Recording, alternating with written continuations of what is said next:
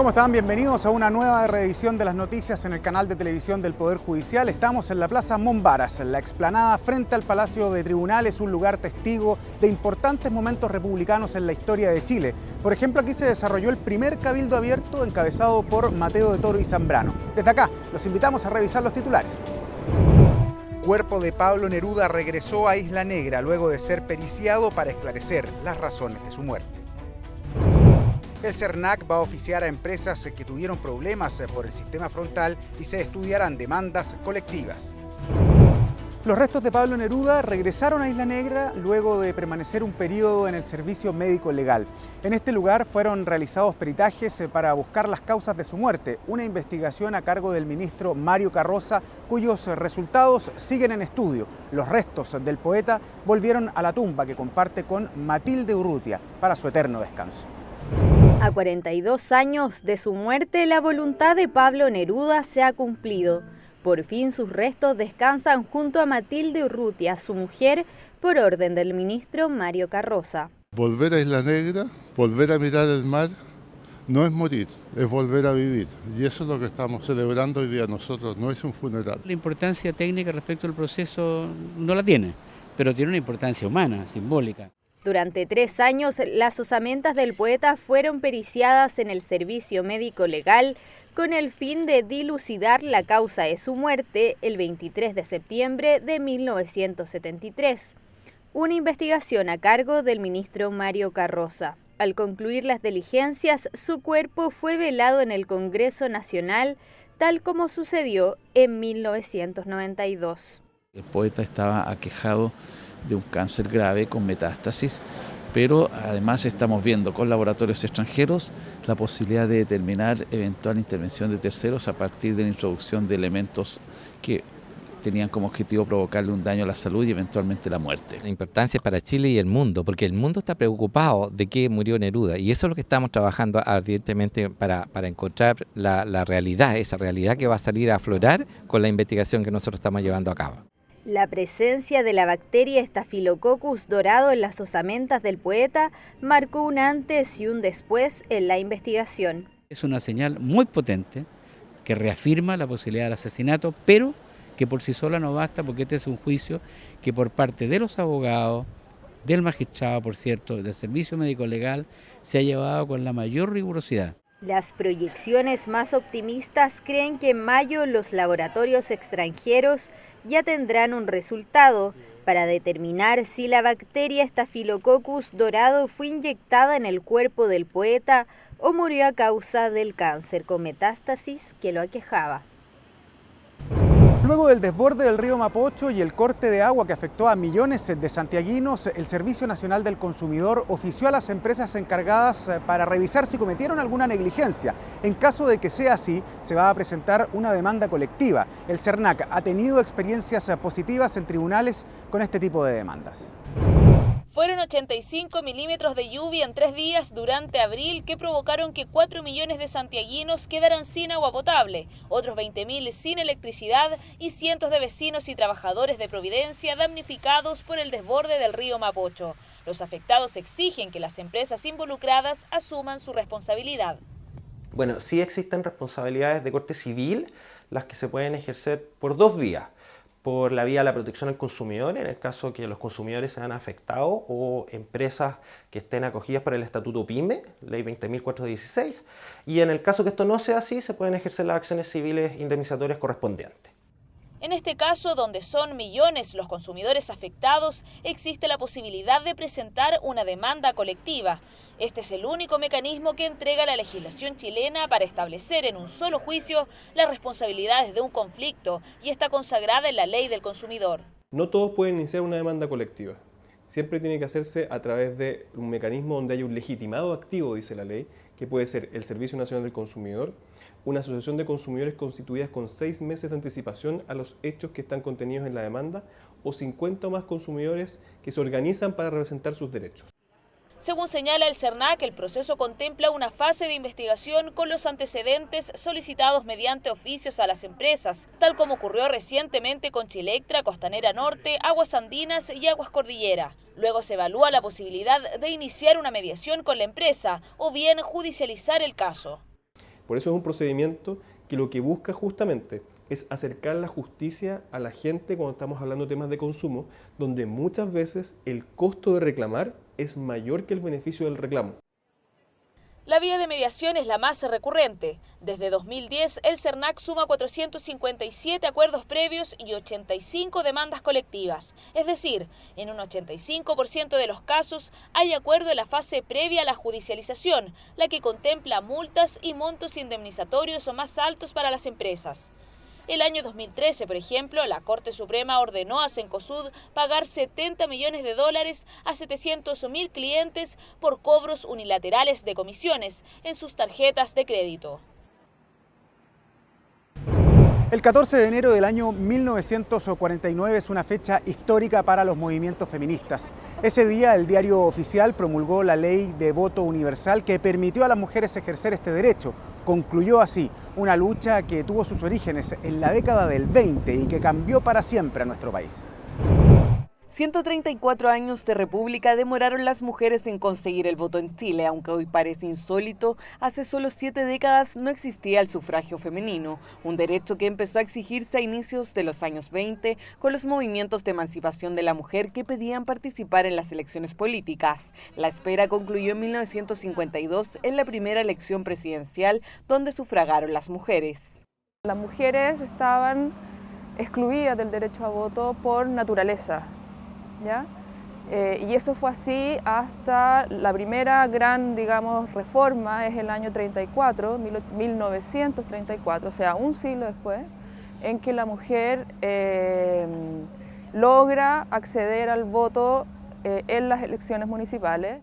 Hito que correspondió al primer gran paso. Organizaciones feministas presionaron para la obtención del sufragio municipal femenino, lo que consiguieron por primera vez en las elecciones municipales de 1935, donde hubo 98 mujeres candidatas, de las que fueron elegidas 25. Las movilizaciones de distintos grupos y organizaciones de mujeres y feministas que a partir del año 1900 empezaron a reunirse y a trabajar pro derecho de la mujer y para que éstas se fueran insertadas en el ámbito político en esta sociedad conservadora chilena. Ese primer, escalón le da pie a que las mismas mujeres comiencen con una especie de proceso reivindicativo para llegar a votar en las elecciones políticas, como se llamaban, parlamentarias y presidenciales. Esa ley se aprueba el año 49 y vota en el año 52.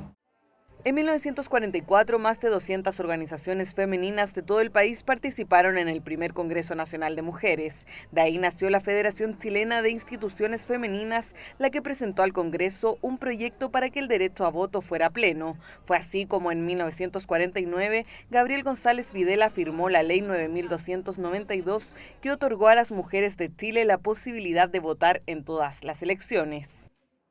La evolución ha sido importante para nosotras como mujeres de tener el derecho a voto, de estar en las presidenciales, pero ha sido deficiente también, porque Chile es un país muy conservador, Chile es un país patriarcal. González Videla, ahí también hay un giro. González Videla aprueba la ley, pero se demora mucho en publicarse la ley. Lo hace, para que las mujeres no pudieran votar el 49, y entonces votaron el 52 en la presidencial por primera vez, aunque la ley, insisto, estaba aprobada ya el 49. Una ley que cambió el patrón electoral para siempre en Chile. Actualmente la participación de las mujeres en las urnas supera el 50% del total de los votos en las distintas elecciones. Cada niño tiene derecho a tener una defensa en caso de ser infractor de la ley en cualquier país del mundo. Además, los estados deben garantizar que reciban educación mientras cumplan sanciones que deben ser proporcionales al delito que cometieron. El Poder Judicial de Chile presenta Nuestros Derechos. Hoy veremos el artículo 40. Artículo 40. La justicia y los derechos de los menores. Todos los países deben respetar nuestros derechos, aunque seamos acusados o culpados de cometer cualquier delito. Además, deben tomar en cuenta nuestra edad y darnos las herramientas para que podamos volver a tener una vida normal. Nuestro país debe asegurarse que no nos acusen injustamente y que los siguientes derechos sean respetados. Somos inocentes hasta que se demuestre lo contrario y tenemos que ser informados de inmediato del delito que se nos acusa. Debemos recibir un juicio justo frente a un jurado imparcial que tenga en cuenta nuestra edad y bienestar. También nuestro país debe tener leyes especiales para nosotros y hacer todo lo posible para cuidarnos sin la necesidad de una intervención legal. Por último, nuestro país debe determinar medidas acorde a nuestra condición de niños e ir supervisándolos constantemente. Estas deben ser apropiadas a la infracción que hemos cometido. Además, garantizarnos que nos entreguen enseñanza, no interrumpir nuestro desarrollo y nuestro bienestar. Ese fue el artículo 40 de nuestros derechos.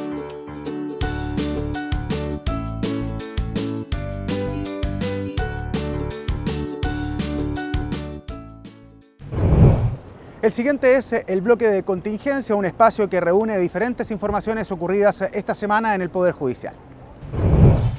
El expresidente de la República, Ricardo Lagos, se reunió con la máxima autoridad del Poder Judicial, ministro Hugo Dolmet.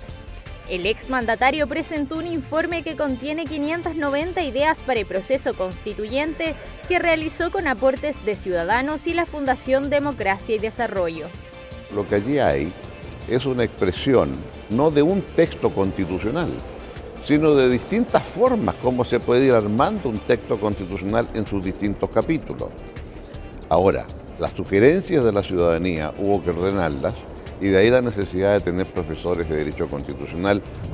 En el aula magna de la Facultad de Derecho de la Universidad de Chile fue realizado el seminario de tramitación electrónica de los procedimientos judiciales. En la actividad expuso el ministro de la Corte Suprema, Milton Juica, y jueces de los tribunales civiles de Santiago. Un diálogo entre los jueces, los que van a desarrollar la reforma, y con el otro gran grupo que son los abogados, las escuelas de derecho, y en realidad esa es la significación que tiene, la importancia que tiene. Nuestra posición en este tema, y que es en principio partidario de la digitalización, porque necesitamos naturalmente que se modernicen los procedimientos. No cabe duda de que ir avanzando en mejorar los procedimientos que datan algunos del siglo XVII es sin lugar a duda adecuado. Los desafíos y efectos prácticos de la implementación de la Ley 20.886 fueron los temas debatidos. El Poder Judicial dictará talleres en todo el país para interiorizar sobre la tramitación digital. La dirección de la Fundación Iguales presentó al presidente de la Corte Suprema, Hugo Dolmet, un proyecto de ley para el matrimonio entre parejas del mismo sexo. La organización preparó un informe legal junto a la Facultad de Derecho de la Universidad de Chile. La igualdad ante la ley es un tema de Estado, que todos los poderes del Estado tienen algo que decir, y nos gustaría que el Poder Judicial tuviera un rol cada vez más activo.